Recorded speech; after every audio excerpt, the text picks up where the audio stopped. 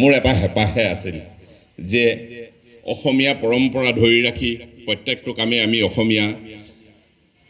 অসমীয়া নহওঁ দুখীয়া বুলি ক'বলৈ যিখিনি আমি আগলৈ আগুৱাই আনিব পাৰোঁ এইখিনি মোৰ এটা চেষ্টা। আজি এই আঠমঙলাৰ দিনটোত মই গামোচাৰে সজ্জিত কৰিছোঁ অসমীয়া হিচাপে যে আজি এই অনুষ্ঠান ভাগৰ জেগাটুকুৰা গামোচাৰে হওক আৰু ইয়াৰ এই সুযোগতে চোতালখন জুখি চাইছোঁ যে এখন বিয়াৰ পেণ্ডেল হ'ব পাৰেনে। এই কথাটো মই আজি এটা কথা ৰাজহুৱা কৰিব খুজিছোঁ। মোৰ বুকুত এটা হেঁপাহ আছিল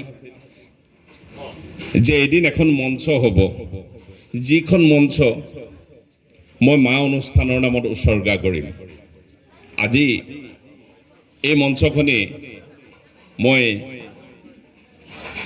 মা অনুষ্ঠানৰ নামত সকলোৰে সন্মুখত উৎসৰ্গা কৰিছোঁ।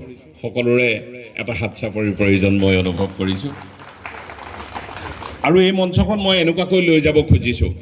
মা অনুষ্ঠানৰ নামত মঞ্চখন দি মই এনেকুৱা এটা জেগালৈ মঞ্চখন নিব খুজিছোঁ। আপোনালোকে লক্ষ্য কৰিছে, যদি আপোনালোকে ভাবে যে এখন বিয়াৰ কাৰণে এইটো জেগাটো হৈছে তেতিয়াহ'লে হৈছে, নহ'লে কাষত 10 ফুট সিফালে 10 ফুট জেগা আছে আৰু ইয়াৰ ওপৰত এখন মই মুকলি চট দিছোঁ য'ত হিচাপ কৰি চাইছোঁ 100 মানুহ আৰু সেইফালে 100 মানুহে ভৱিষ্যত হৈ গ'লে খাব পাৰিব আৰু এইফালে কিটচেনৰ ব্যৱস্থা ৰাখিছোঁ।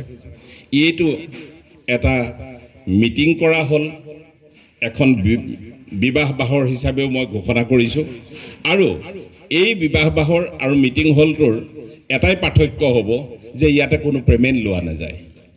এয়া সদায় ৰাইজৰ কাৰণে উৎসৰ্গা কৰিম, ৰাইজে কৰিব, কিন্তু চৰ্ত সাপেক্ষে। ইয়াত কেৱল অসমীয়াত্ব বজাই ৰাখিব লাগিব। ইয়াত সেই চৰ্ত যেতিয়া মানিব, মই এতিয়া আজি মুকলিকৈ কৈছোঁ, পিছত চৰ্তসমূহ মই ধৰি দিম। কোনো লোকে বিবাহ বাহৰ এটা বিচাৰি ফুৰিব নালাগে। মই যিমান পাৰোঁ সুবিধা দিম, পাৱাৰলৈকে দিম, সকলো কৰি দিম, কিন্তু চৰ্তবিলাক এনেকুৱা হ'ব যেনে ইয়াত কোনো ডিছপ'জেবল ব্যৱহাৰ নহ'ব। কোনোবা এটা ল'ৰাৰ পৰা কলপাত কিনক, সি সেইফালে চলিব। মাটিৰ বাচন চলাব, কোনো এলকহল নহ'ব, ট্ৰেডিশ্যনেল হ'ব। কোনোবা মিচিং মানুহে যদি পাতিব খুজিছে বোলে আমাৰ আপংটো দিমেই, সেইটোত মোৰ ক'ব লগা নাই, লগত কিন্তু লালৰ বটল এটা নাহিব। এই চুক্তিখিনি যোনে মানি অসমীয়াত্ব বজাই ৰাখিব। কোনোবা হাজং মানুহ এজনে কৈছে যে আমাৰ হাজং পাতিম, তেতিয়াহ'লে মই সেইদিনা সেইটো হাজঙৰ ট্ৰেডিশ্যনেল আনি দিম।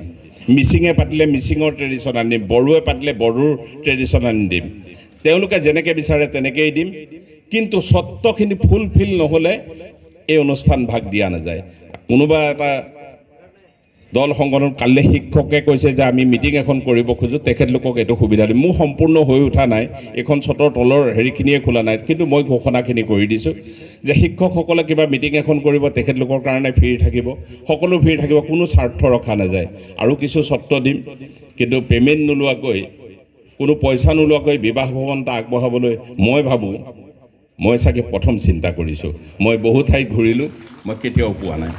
গতিকে তাৰোপৰি মোৰ এটা বৃহৎ পৰিয়াল আছে, চবৰে ল'ৰা ছোৱালী আছে, সেইসকলকো আগবঢ়াল। মা অনুষ্ঠান নামৰ মঞ্চখনিক মই সভাগৃহ আৰু বিবাহ ভৱনলৈকে সকলোৰে সন্মুখত, আজি ৰাইজৰ সন্মুখত মই ঘোষণা কৰিলোঁ। এতিয়া আমি সকলোৱে এখন বিহু চাওঁ, তাৰপিছত পৰ্যায়ক্ৰমে আমি আগবাঢ়ি গৈ থাকিম। ধন্যবাদ।